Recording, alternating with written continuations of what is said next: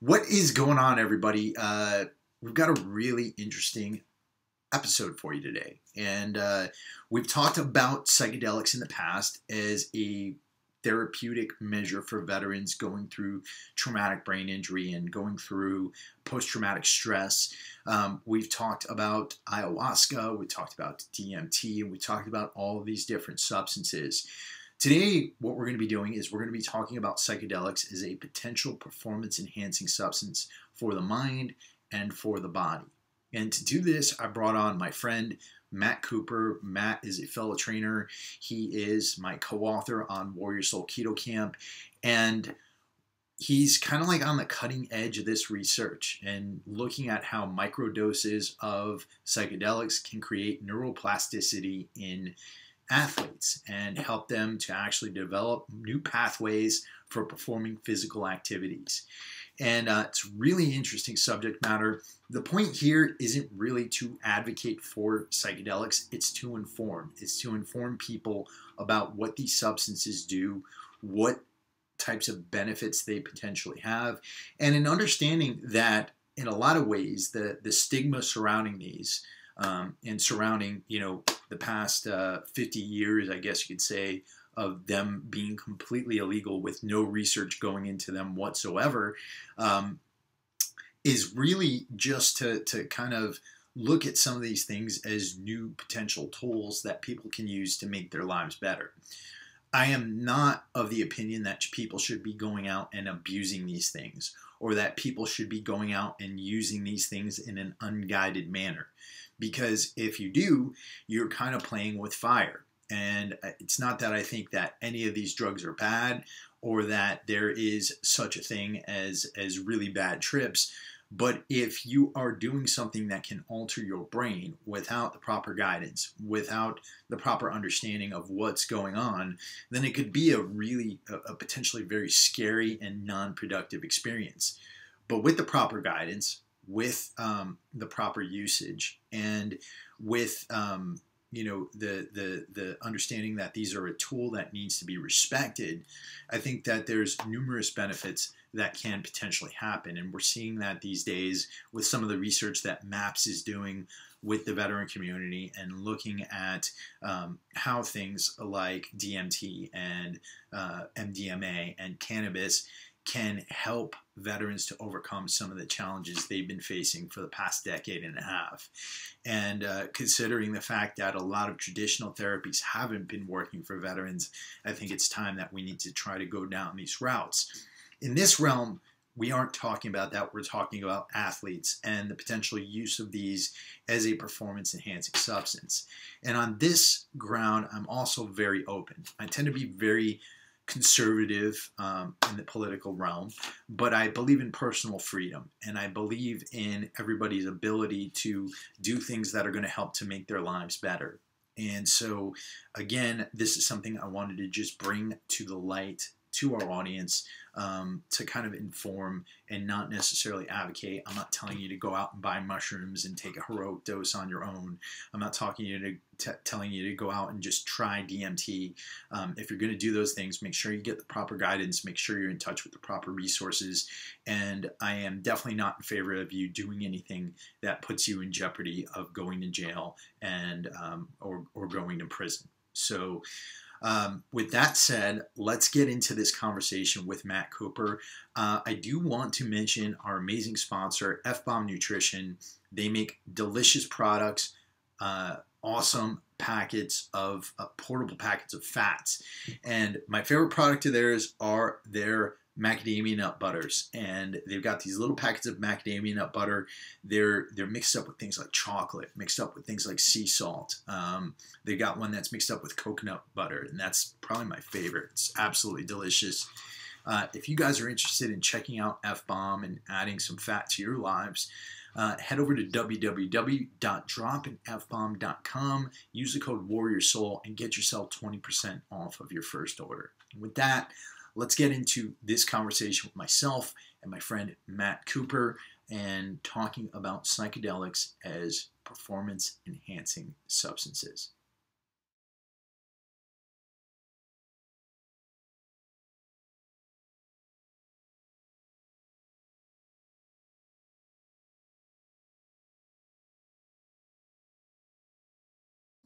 What's going on, Matt? How you doing, man?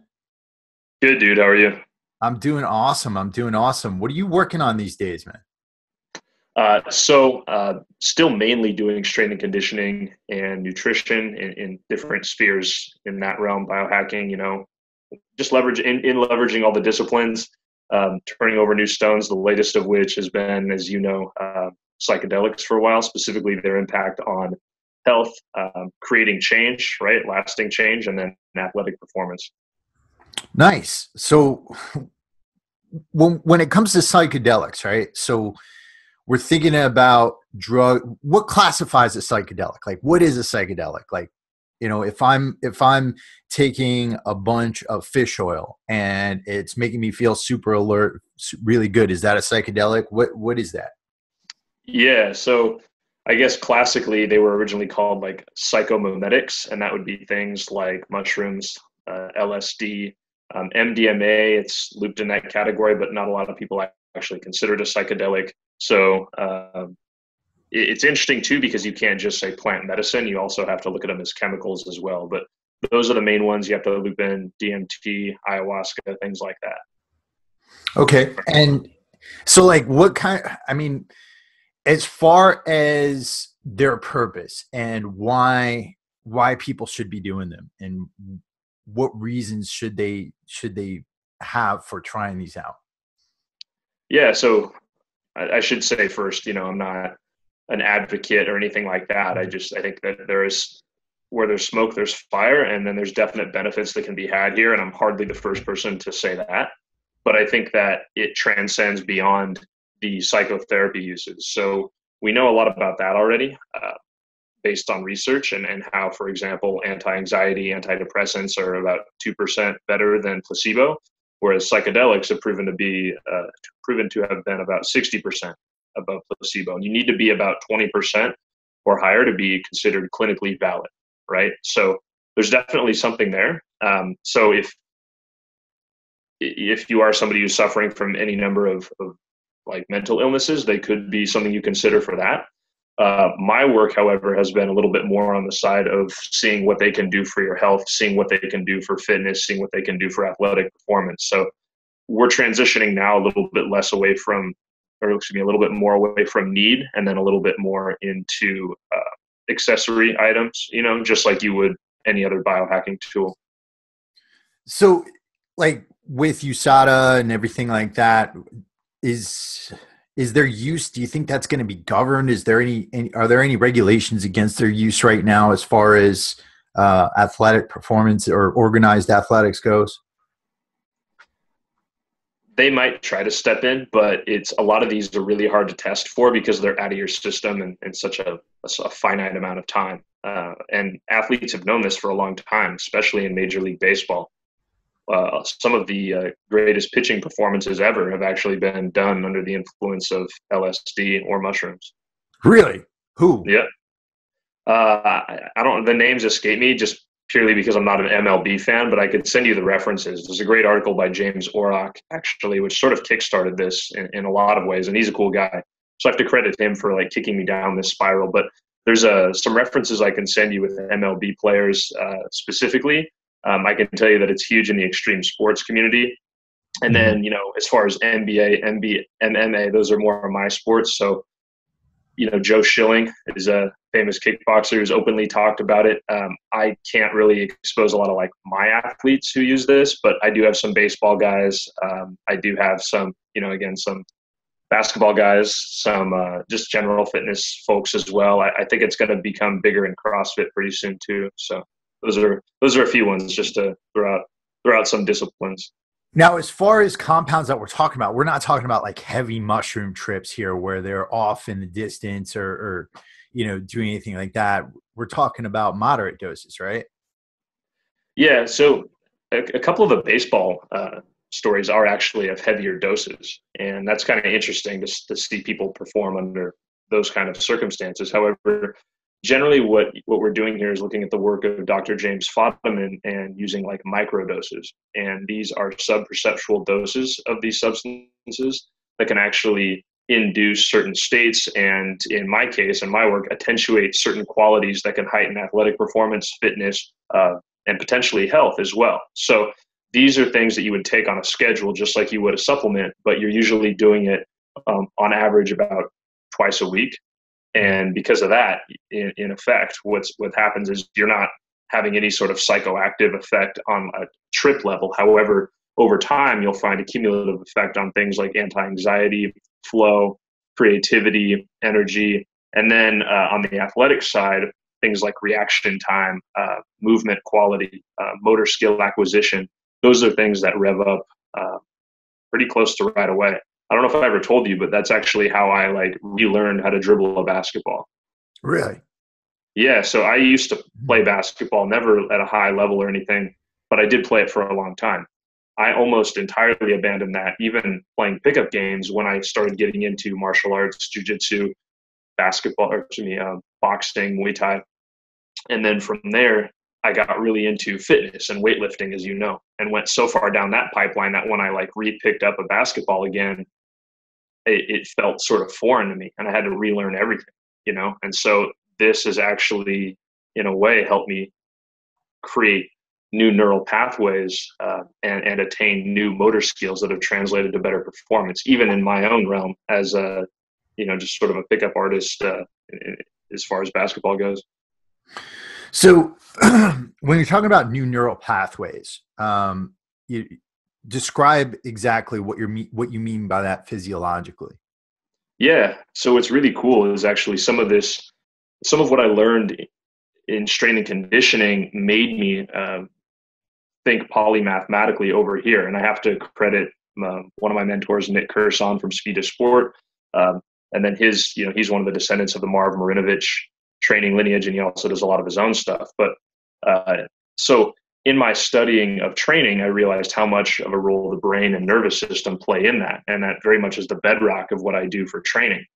And then a key element of that is something called myelination. And that's, let's just say that you shot free throws underhanded your whole life.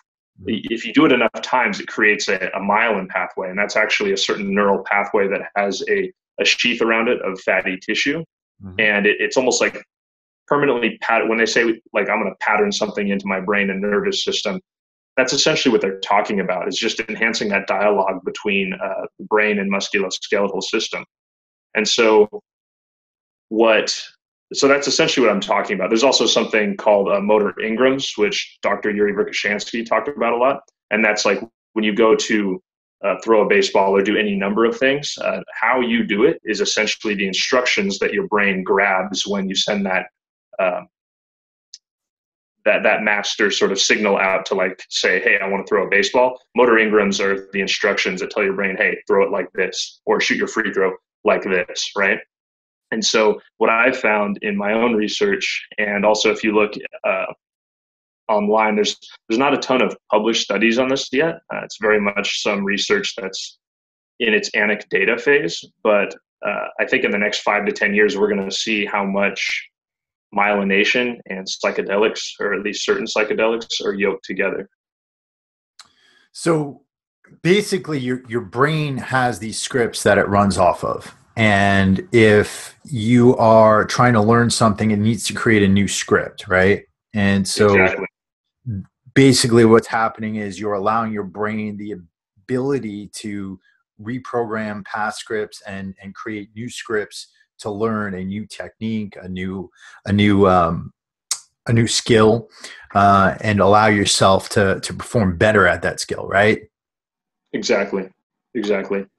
So keep going. Sorry about that. Sorry. So what I found too is just with that, sometimes it just affects muscle activation as well. Sometimes it's not even that athletes are the ones who are only benefiting from this on a health and fitness level. I find that everyday people who maybe, let's just say if you have a hip wink in your squat, or you don't have too much biomechanical elegance on a deadlift, it can help you be a little bit more, well, the bodybuilders used to call it mind-muscle connection, but that dialogue between your brain and musculoskeletal system is just enhanced a little bit. And it's almost like you can kind of have a bit of a neurological reset, if you will, and you can correct, bad habits pretty easily.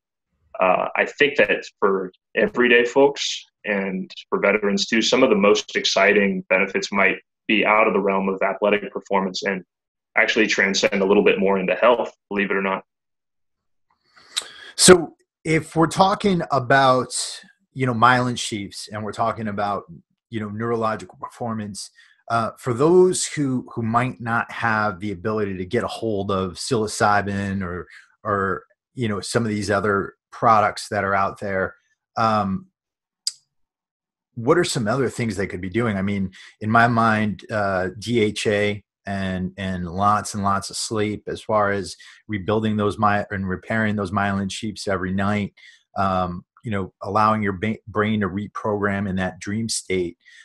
What are some other things that they can be doing out there as far as, getting some of these benefits, even though these products are illegal?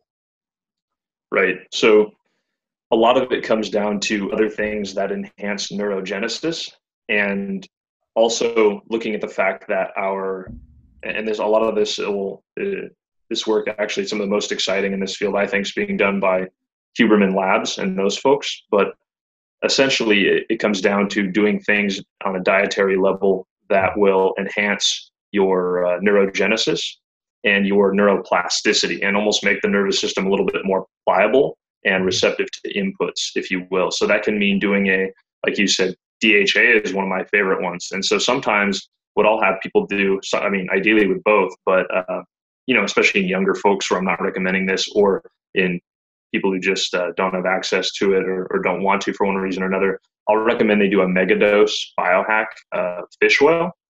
And that was something that was taught to me originally by Ryan Freisinger. You might have seen him at PaleoFX, but at any rate, you're taking about upwards of 8 grams of fat sourced from a high DHA fish oil, and you're doing that for about a month. And this is something that Dr. Mario Di Pasquale, somebody I know that you're definitely aware of, talked about. Charles Poliquin talks about it as well. And this is another thing where there is definitely a lot of research out there about this in terms of high dose fish oil, but not in terms of doing it this high and for sort of an acute period of time. However, there is a ton of anecdata out there to suggest that it does help with motor learning, it does help with skill acquisition, and it does help tune your nervous system. And I think that is something that a lot of people should look at. I also think that avoiding certain things that can overexcite your nerves, like excitotoxins and food, MSG being the premier of them. And in addition to that too, also like food colorings, food dyes, things like that as well. So avoiding excitotoxins, loading in on DHA. There's some cool stuff you can do. Again, not everybody will have access to it, but it's not, psychedelic in nature. Neurofeedback can help. Halo neuroscience headsets are great. It's like transcranial direct stimulation. In a nutshell, it's a headset that opens up your neuroplasticity. In addition to that, one device I like using a lot, which a lot of people are going to be able to start finding in their cities close to them pretty soon, is a NeuFit device, or a Newbie. That's NEU Fit. Mm-hmm. And that's a direct current electrical stimulation device. And so what that does is it can actually reprogram your nervous system in such a way that you can, feel pain regularly, resequence muscle firing patterns, do muscle activation, basically rate of force development or fast twitch development, like we do here at the gym, fast twitch in effect. So those are just a few things. Another thing right now that I've had people get a lot of success with is pulsed electromagnetic frequency, or PEMF. Yep. Pulse centers is actually the main company forerunning bringing this technology to just the general population right now. And I think there's a lot of promise in that cell voltage. Yeah. So back to some of the stuff you were talking about there. I mean, I've had on Dr. Michael Lewis, who wrote the book When Brains Collide, and he's worked with a lot of veterans with traumatic brain injury. And, one of the simplest things, especially for the guys out there with TBI, is getting that high DHA fish oil in. He actually recommends going as high as 15,000 milligrams a day for a bit, as far as if you've been affected by a traumatic brain injury, getting a really, really like crazy dose into you. And then for average everyday people, going between 5,000 and 8,000 milligrams, I think. But yeah, him, and then we've had a few experts come on and talk about neurogenesis as DHA being so important for that. With some of these other tools, as far as creating neuroplasticity and repairing the brain, do you think that the way things are going right now, that we're at a point where we're going to be focusing on the brain first before looking at all these other things like trying to max your squat or anything like that? Do you think that's the logical next step? I really think so. And I think those in the athletic and fitness realm, they need to pay even more attention to the brain and the nervous system. And then I think a lot of people in our realm that are more on the biohacking side, they're so heady and focused on cognitive enhancement. Some of those people will continue to focus on this as well, and for good reason. But I also think that doing things that enhance that mind-body connection are going to be bigger in that biohacking realm too, because a lot of those folks, I think they are into things like meditation and, psychedelics, things like that, but they're not very good at looking at their nervous system from an objective point of view and realizing that processing these things in the body is part of this. And Stanislav Grof, famous researcher in the psychotherapy realm, who also supervised over 5,000 psychedelic assisted therapy sessions, he was big on basically somatic experiencing. And these are things that you might find right now in like emotional freedom techniques, EMDR, something again that my friend Ryan Freisinger had taught me about, TRE or tremor exercises, trauma release exercises, originally invented by Dr. David Berceli, things that actually help us process the effects of trauma that's stored in the nervous system and essentially tattoos our nervous system. And so a lot of us are guilty of logically wrapping our head around these things. And I promise I will loop back to health and fitness in a sec here, but a lot of us are very guilty of spiritually bypassing these things, or like logic or thinking our way through these things, but not actually processing them in our body. And so what we know now from the research of some of these psychotherapies, especially psychedelic assisted, is that in terms of trauma, our body can actually cauterize and block off certain parts of our body or brain that make us feel and relive the trauma in a certain way. But it's always there. And oftentimes it's shoving us into a low level of fight or flight, or what's known as the sympathetic branch of the nervous system. And so some of these somatic experiencing exercises, especially when combined with some of the dietary tweaks we talked about, certain types of psychedelics, these things actually can, in effect, have us discharge our nervous system and discharge the biological effects of trauma, which only then I feel, and I've found, and research shows that you can get true freedom from a lot of the effects of anxiety, trauma, stress. And again, it doesn't have to be a PTSD level trauma like veterans would experience, but it could just be like getting picked last on the playground, a misunderstanding of sorts. Yeah, I think, going back to all that, it's definitely one of those things we try to do. We try to rationalize as human beings. And I think, particularly in this modern world, if you talk to us, 500 years ago, it'd be a very different scenario. We'd be blaming a whole lot of different things or looking at a whole lot of different things. And I think there's a happy medium we have to come to in today's society. What I worry about with a lot of this stuff, though, is because like a lot of our listeners here, these are guys who've been trying to do their best. They're doing what the VA tells them. And EMDR is actually one of the therapies that the VA provides. But what I worry about is, when we hear like Aubrey Marcus coming on and talking about, getting intravenous, ketamine to help him detach from himself and things like that. Or, Ben Greenfield coming on and talking about injecting, stem cells into his own penis and things like that. What I worry about with those of us who are concerned with these advancements is that we're alienating the masses to some extent. And, keeping them from finding more, I guess you could say, tangible therapies, tangible things they can do. You know what I mean? Because if I come on here and I try to say, hey guys, if you really want to increase your sexual performance, I want you to get some stem cells, get them removed from your ass, and then I want you to just inject those into your penis. A lot of guys are going to come back to me and be like, Chris, what the fuck are you talking about? You know what I mean? I hear you. Well, I will after this. Let's go back to the previous loop, and I'll tie it a little bit more properly into health and fitness. But I agree with you there, and for a couple of reasons. Number one, I think that these are a tool, and I think that they're just that.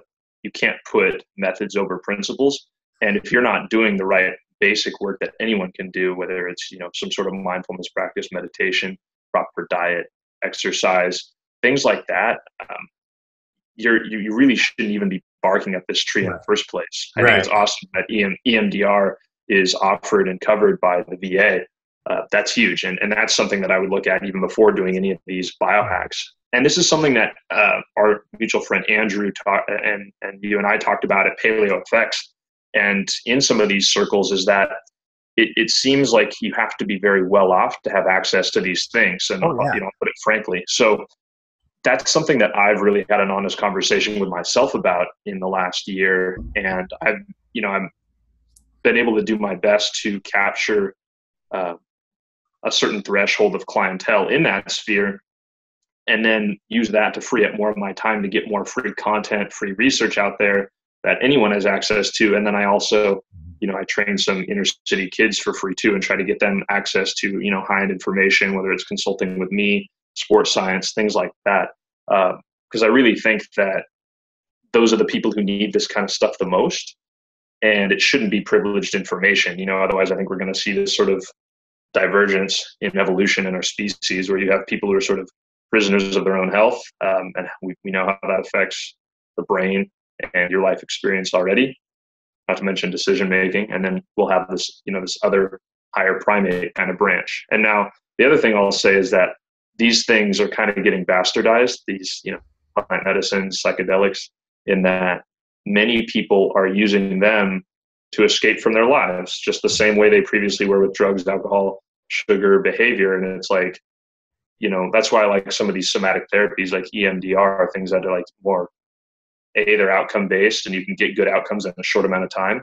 Thus, they're more cost effective. And B, they are more cost effective. You can find the therapist in any state. And so I just think with those kind of things, again, you're treating the problem a little bit more at the source, and you're treating the biological root of it. And if you're doing the previously mentioned fundamentals work, then you can create some real change. So we're in agreement there. Absolutely. I think that for all the weird stuff that we see at like biohacking conferences, or like that we see some of these companies putting out there. I mean, there are some really cost-effective things that people can do to change their health. Now, you mentioned something earlier that I want to touch on, and that is that there's kind of a divergence in the species, or there could be a divergence in the species as far as, people who are in control of their health and getting in touch with these things versus people who are kind of trapped in their own bodies. I think we're already seeing that a whole lot.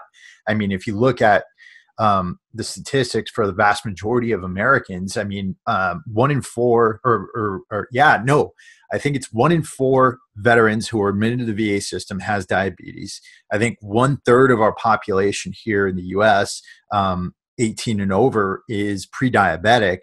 And we're seeing a whole crazy, I guess you'd say, dip in our overall health. Like, we're living longer, but the quality of our lives isn't improving. And, one of the things I think that's good about coming out from the biohacking community, things like, knowing that apple cider vinegar can help to lower your blood sugar. Knowing that if you consume some insoluble fiber like celery or maybe have a little bit of black beans, that can help you with your blood sugar. I've been experimenting with UCAN super starch. Somebody sent me a whole bunch of it, and man, I took some of that prior to my workout yesterday. Had the workout of my life, like ridiculous. And I think that's another cost-effective thing people can start messing around with. I think it's cool that we have all this stuff.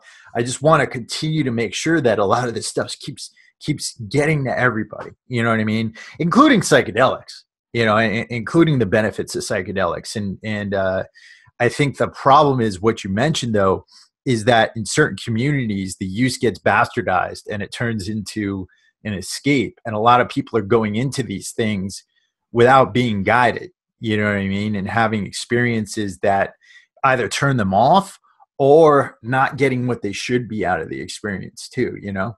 Right, because they haven't done the inroad experience, and then also, started the integration process that way, and then followed it up with the integration process. Things like the diet, movement, again, other free things like sunlight, and then ground contact or earthing outside, things like that are free.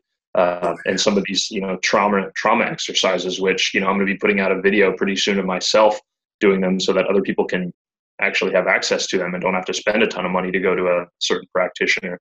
So some of those things for sure. And then I also, again, I just see how much like everybody has, to some extent, some high period of stress they've gone through, some misunderstanding or full-on trauma as a child. And what we don't realize as a population, at least in the mainstream, but that science has proven, is that there are biological consequences when it comes to stress and trauma. And when your nervous system, and this is where I'm looping back previously, when your nervous system is in that low level of fight or flight long term, it's very depleting energetically. It's depleting on the mitochondria. And then because of that, from there, you'll see that manifest as various symptoms, whether it's adrenal fatigue, whether it is other hormonal deficits and, testosterone, things like that. We've also seen some dysregulation of estrogen too. In addition to that too, digestion and the gut health normally gets thrown off. Immune system can get active, And then from there, even in the functional medicine community, let alone Western doctors, there's this propensity to overdiagnose and say, all right, well, it's just adrenal fatigue, so you have to go down that pipeline. And it's like, wait a minute, that's like the same reductionist thinking that Western medicine gave us. Just because it's a healthier, more holistic solution doesn't mean you're really helping somebody. And so what I see is really a need to look at medicine like as it originally was created, or health optimization or fitness or athletic performance. And that's tying in your quality of life, who you are, your identity, your ability to author your own story in this life through your health, and tying those things together instead of, compartmentalizing it and fragmenting it. And the reality is you're going to get better health outcomes that way. Yeah, I completely agree with that. And one of the places I'm seeing a lot of that kind of, just fix the symptom, don't go for the root cause kind of thing right now is in a lot of these anti-aging testosterone replacement therapy clinics, because what's happening is we're seeing lower and lower testosterone levels, lots and lots of deficiencies out there. But if you are injecting exogenous testosterone into yourself, that can definitely alleviate a lot of these symptoms, but it's not going to fix the root cause. I mean, is there Leydig cell failure there? Do you have a problem in your gut microbiome that's causing high levels of inflammation? Do you have a problem in your hypothalamus that's keeping you from producing precursors? Are you producing high levels of cortisol that's producing pregnenolone steal? I mean, there's a whole host of different things that doctors should be looking at before just putting somebody on exogenous testosterone. And I keep hearing guys telling me they're starting to use it. They're starting to go for these therapies. And yeah, of course they should, because it's going to help them to get rid of that depression and all that stuff. But unless that root cause is being addressed, they're not fixing the real issue. And they're going to end up with potentially really bad health problems in the long run, because that root cause, that breakdown in your biological chain was never fixed.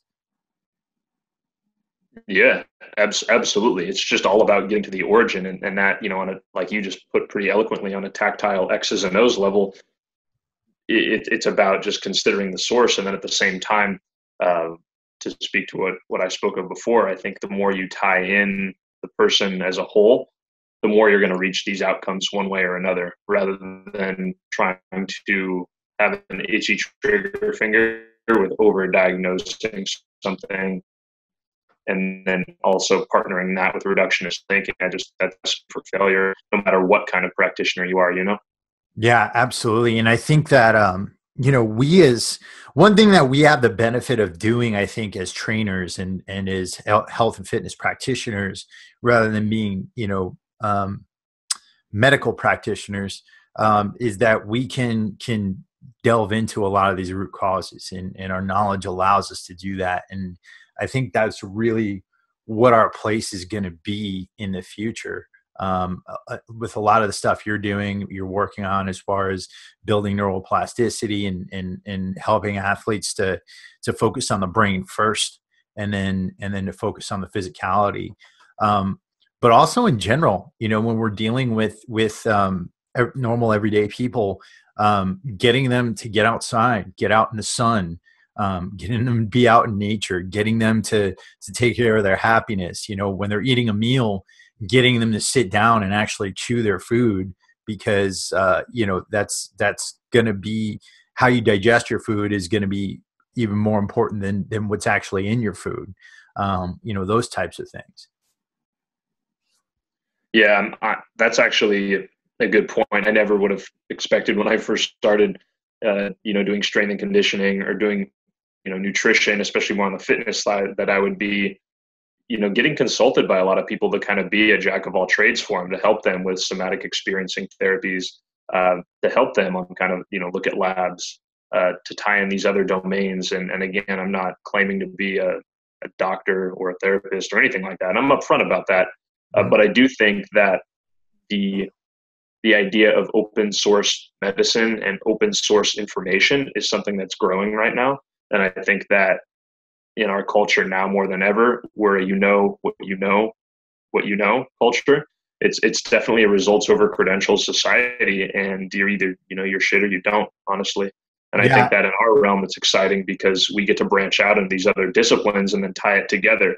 And believe it or not, back in the day, the old Soviet strength and conditioning coaches, to re-reference Dr. Yuri Verkhoshansky and Dondarchuk, guys like that, they used to hire people from other fields in finance and business and creative works and artists and people with literary backgrounds, because they thought about things in different ways and they were able to make different connections that people who are highly specialized in the mainstream way of thinking, they may not have been able to make before because they were too focused on doing things the same way they've always been done for years. And you really see that right now in fitness. I don't know a single certification that I co-sign on entirely. And so, at least, in the formal realm. And so because of that, it's focused me to become better, honestly. Because of that, I went and I learned from the best of the best in that field, or got these more cutting edge certifications. And, at some level right now, taking my CSCS, I feel like it's a little bit of a sellout because it's sort of trying to fit what I know, which again, I don't think I know shit at the end of the day, but fitting what I know into their box. And so I've had to kind of wrap my head around that. But, it sort of is this gateway drug into talking to certain organizations and teams that would make my life easier. So, yeah, I felt the same way with every certification I've ever gotten, NASM, NSCA. It's just a matter of, kind of checking the box as far as certain things go, and then fitting what into their template. Right. So, NASM has their OPT model, and you start with balance and you start with this, and then you move up to all the way up to strength and power and things like that. But when you look at the human body and all of the different things that it does and can do, and you start to actually look at the human body as a whole, and you start to realize that everything emanates from certain things, right? It emanates from our brain. It emanates from our digestive tract. It emanates from, a whole host of different scripts that have been built into our neurological foundations. You realize that there's a whole lot more work to be done besides just making somebody, balance on a physio ball for 5 minutes at a time, or, try to do a single leg squat. There's a whole lot of deep work that needs to be done in order to retrain them and in order to get their body in working order. And, when I think that only comes really from being out there and working with people for a while, and from a desire to keep your brain open or keep your mind open and learn as much as you can. Yeah, it's really about, if you're passionate about it, you're going to do the work and you're going to find yourself those experiences, those mentorships, those coaches, or certifications that they're going to be parallel with what you believe in, and you're going to really feel like they help you. And I'm not saying some of those certs don't have some nuggets of gold in them, but it takes 10 to 20 years to update a textbook, A, and B, it's like this reductionist thinking model. It parallels kind of the issues that a lot of people have with Western medicine too. Oh, and yeah. it really just highlights the fact that, again, if you kind of always just try to get people to fit into your model without expanding your model or questioning it critically, there's no good in that. And I'll tell people this too. I let them know up front, hey, some of the things I'm telling you today probably are going to be totally different in 5 years. And if they're not, then they're definitely going to be different in 10 years. And that's just part of being on the edge of science, is just critically looking at your model and trying to draw out new paradigms from that, and objectively looking at other paradigms as well that you can either fit in your model that maybe destroy your model, as scary as that is, or maybe just accessories. Absolutely. I think that, it's like you said, you have to get that base education, and then from there you move up and you keep going. Now taking it back to psychedelics and plant medicines and whatever you want to call them for now, where can people learn more about this stuff so that it's not so scary, and so that they can, if they decide to, of their own free will, explore these things in a systematic and educated manner? Yeah, so what I would do is I would check out MAPS. That's the Multidisciplinary Association for Psychedelic Studies. I would also check out the Third Wave. I'm affiliated with this organization, but they're in my opinion, the thought leaders on microdosing specifically, although they educate with a broad brushstroke on the realm of psychedelics and personal development. As far as psychedelics tie into health and fitness, I'm actually going to be the one probably forerunning most of that research and putting it out. We're hosting a seminar here at Fast Twitch, which is in the same cohabitats with Black House MMA. And we're doing that this weekend on the 23rd. So between the seminar work, and we're trying to make it a seminar series, also certain podcasts, and on my site, 12amlabs.com, I'm posting a lot of these findings and a lot of this research as well. And that's probably where I would start. If some people want to find the ways in which, like, traumas, things that psychedelics can help with, and how these things can actually have consequences downstream on health and fitness, I would read a book called The Body Keeps the Score. That's one that I found from Dr. Mike T. Nelson. I have to give him credit there. So those are some places that I would start. And again, I'd get the book by Dr. James Fadiman as well, the Psychedelic Explorer's Guide. Psychedelic Explorer's Guide. Awesome. Yeah, it's just a nice objective framework to look at, or Michael Pollan's new book, How to Change Your Mind. Yeah. I'm hearing a lot about that book, a lot, all over the place, as far as, people who are exploring these things and trying them out. Yeah.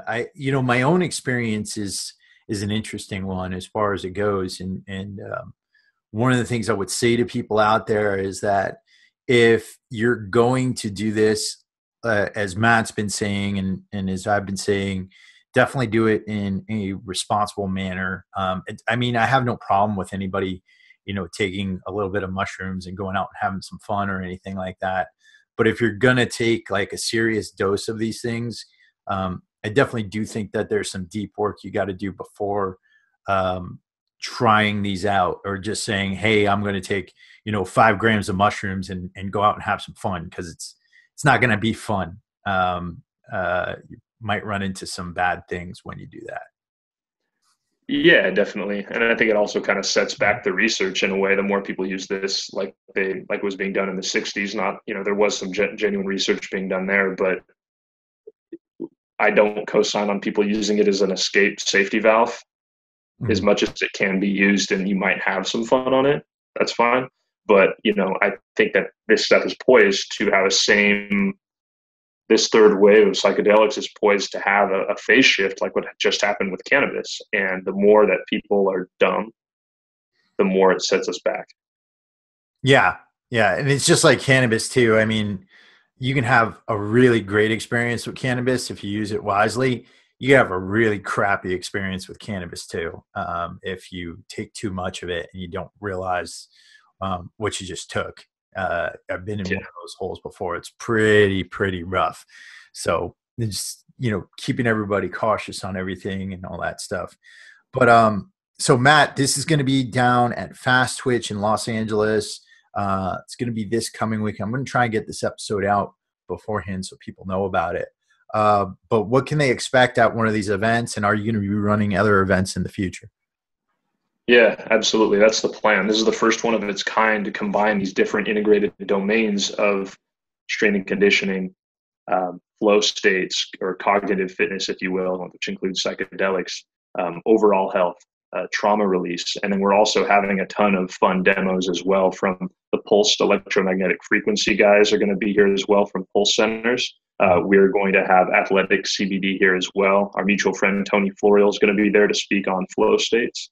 Kegenics, our friends at Kegenics are actually providing some nutritional supplement handouts as well. So it's going to be, and it's, just sort of a mixer as well. So we're having people from different backgrounds at the event. We're some pro athletes, people from creative disciplines, art, film, music industries, everyday folks looking to better themselves as well. So it should be a ton of fun. And I think that the more we can bring these domains together, the better off we'll all be, because, again, I'm not coming to you or speaking to anybody now as an expert. I'm very much still just the student. And like Galileo said, dare to be wrong and use data as your compass. So that's what we're doing here, is just trying to light a fuse and try to start a conversation to hopefully facilitate more formal research from that. Yeah, I think that's important to mention too. Nobody's really an expert in these things. These are things we're just coming into contact with, right? Honestly, beyond the 5-HT2-TA receptor for serotonin, we don't really know exactly what happens with psychedelics in the body, anyways. Yeah. We don't even know where consciousness comes from in the first place. Like I just had Tom Campbell coming on. He thinks consciousness exists somewhere else, not in this dimension. I mean, like, it's a theory, right? And all of this stuff happens with theory. And what's cool about this stuff is that we're on the edge of exploring new things when it comes to the human mind, potentially allowing us to grow as human beings, but also allowing us to grow not only our minds, but our physiology, and allowing us to do new things and to see what we can do in this reality that we're in right now, and to make our lives better. So that's the cool part about it. And for all you guys out there who are kind of weary of this stuff, I feel you. I completely empathize with you, because the Marine in me, when I got out and I started seeing people using mushrooms and LSD and all these types of things, I was like, the fuck are people using that crap for? But it wasn't until I started to kind of educate myself about this stuff and started to see the benefit and had actually tried some of it to my benefit.